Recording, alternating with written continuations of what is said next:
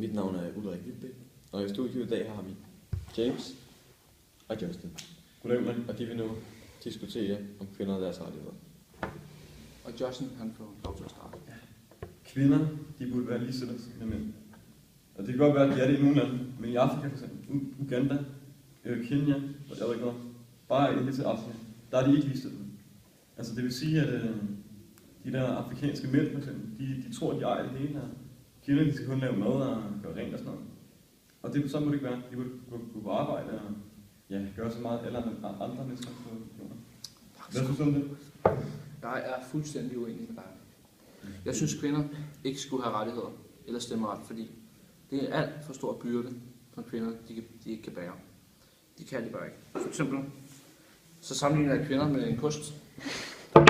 De går rent for en, og det eneste, de duer til, det er at gøre rent, og det er det eneste, de duer til. Lave mad, og du ved, sådan nogle huslige ting. Må jeg spørge dig noget? Ja.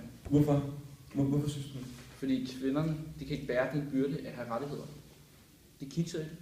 Det kan det bare ikke. De fleste ulykker, der sker, det er kvinderne, der gør det. Jeg tror altså, det er rigtigt. Så, det må du godt slå op. Det gør det. Okay. Ved I hvad, gutter? Jeg har faktisk taget en gave med til jer i dag. Har du det? 2 sekunder, så er den der. Yes. Ja, altså, må jeg spørge dig? Ja.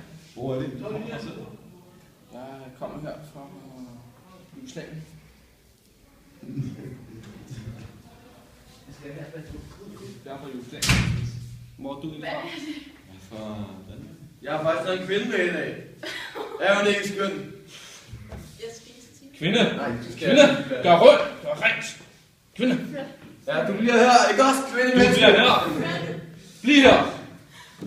Okay, vi Så se hvad jeg gør. Det er derfor, at kvinder ikke skal have nogle rettigheder. De gør ikke en skid. Det er meget.